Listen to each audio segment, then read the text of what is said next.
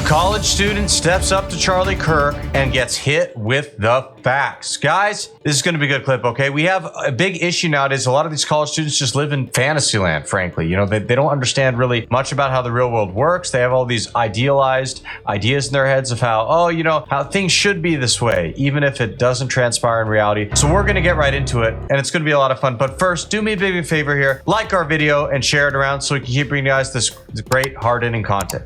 As always, my friends, I'm your host, Arian, and this is Resist the Mainstream. I'm a Christian medical humanities student, and the reason I chose that was because I was taught that if I have the opportunity to help my fellow man, I should, you know, as a Christian should. So, as a Christian, how can some conservative people justify not backing healthcare for people, especially like for veterans, because they do a lot for our country and sadly they end up homeless and don't get the help they can get from the VA. So how can we justify not providing affordable healthcare for everybody? It's a great question. Well, first, I don't know any conservative that doesn't want health care for veterans, so I'll just challenge you a little bit on that. But let's take the premise. Let's say that I don't want universal health care, right? We don't want universal health care because it'll actually hurt the very same people you care about. And so let's talk about the veteran example, right? So the VA is a disaster. It's a mess. The VA receives $100 billion a year. There's waiting lines. The quality of care is dreadful. And I will say we have universal health care for veterans, and it is a disaster. So the question is, how do we best help people, right? And so you or somebody, I don't even know if you believe what you said, you're just asking the question, so I don't want to put that on you, but that sort of opinion would say, hey, the best way to help people, government assistance, government health care. Now, I believe in a safety net, of course. I don't want the safety net to become a hammock. I don't want it to become a place of comfortability. But I believe the best way to help people when it comes to healthcare is, number one, where's my friend who's the nutritionist? First of all, there you go. We eat like garbage in this country. It's so true with Charlie's point about how we should have a safety net, not a hammock. And a hammock it is for a lot of people indeed. All right, I remember during the COVID-19, lockdowns and all that, there were people who were just sitting there on unemployment. They could have gone and worked, but they didn't want to because, they have some excuse about, oh, it's too dangerous to go outside or whatever. They were getting paid the same by the government every month as I was while working a full-time job.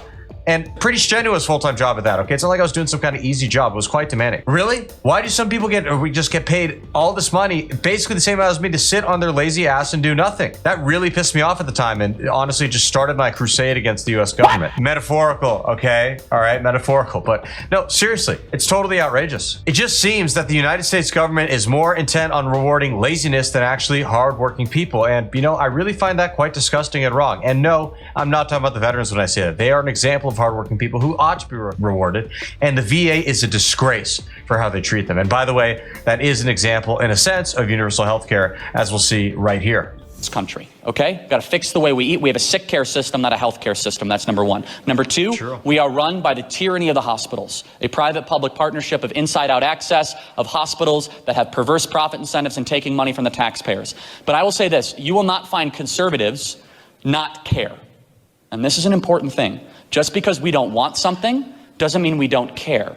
It's a very important thing. And so I would just challenge on one thing, which is this, which is that you might think conservatives are wrong, or maybe people that say that what it is, but don't think they're bad. A sick care system it is indeed. There are many additives in our foods that we actively consume all the time because corporate America and all that shoves it down our throats, yet they are completely banned in most of Europe. These are serious issues that I really think we ought to think about more, and thank God we have Robert F. Kennedy Jr. in and the whole MAHA, Make America Healthy Again crowd, because I really do hope that they're going to come and actually bring forth some good solutions to make this better. All right, it is scary how high our rates of chronic illness are in America, and it's nothing like we've ever seen it.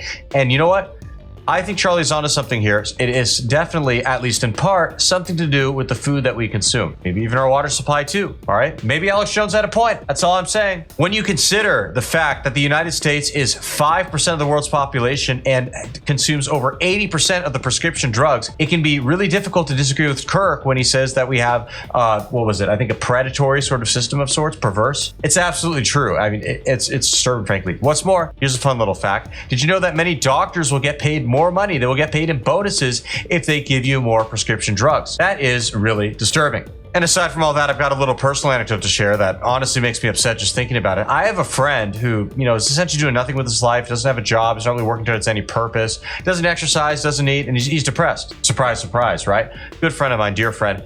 Well, he has been going to different psychiatrists and doctors for the past year or so, and they constantly say, oh, take this pill, take that pill, take this pill, take that pill. And surprise, surprise, it doesn't really do anything for him, and he has all these crazy side effects from all these different drugs, which, by the way, are routinely changed. It's disturbing. I can get more into it, but that'll be for another time. Right? Don't think like, how could you not want to give healthcare? When in reality, it's like, hey, we want to have all people taken care of. The best way to take care of people might be through market competition, might be through choice, through improving the healthcare system, not through a massive bureaucratic, kind of social engineering project. Do you have a quick follow-up question? Okay. Yeah.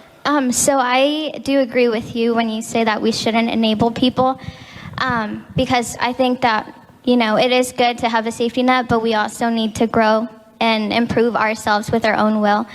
But I have met people, and it might just be like people claiming to be conservative, but not really believing in the conservative, help your neighbor values, that truly don't want to give to healthcare because if I have the money, or this is their words, if I have the money, why am I going to give it to somebody else? Well, yeah, you won't hear me say that, but I will say this. Let's differentiate one thing, which is government helping people and people helping people. The other reason I'm against a massive government welfare project is I think it de-incentivizes you from helping another person that needs help. And we see this in Europe. Americans gave $600 billion away to charity last year. We have the highest rates of charitable giving in the planet, except one small island country, one in the Pacific. So we're number 2 in the rates, not just the number. Europe, private charity is almost an unknown idea. When I was in Europe, I've been there many times, I explained what Turning Point USA was and kind of how we raise money. And I also explained how we have charitable hospitals, how people give money voluntarily, Red Cross, Salvation Army. And I remember a group of Germans looking at me, they say, what do you mean you give money to charity? You see, it's almost an unknown exercise. They're like, no, the government does that.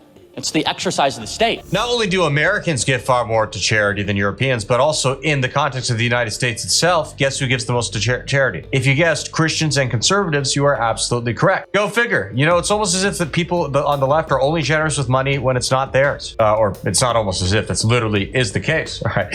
And you see plenty of examples of this, right? They want to raise the taxes, all this stuff, even on working class people. They talk about, the rich aren't paying their fair share, even though the rich pay most taxes in this country. I'm not talking about Amazon and Walmart, by the way, because they seem to get away with murder. But, lesser people who are rich when, really they're just people who worked hard and built up their wealth. These are all important factors to consider. I think that the larger we've made the government, the more we've given people an excuse not to step up and help people that truly need help. I think we need to empower more neighbors helping neighbors.